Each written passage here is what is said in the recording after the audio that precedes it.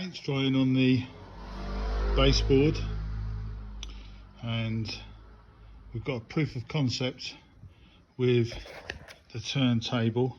So kind of a lighting switch, there's a power controller that came with the rotisserie, and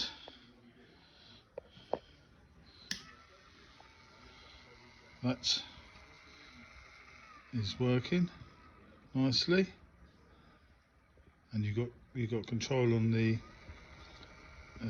rotation of the turntable.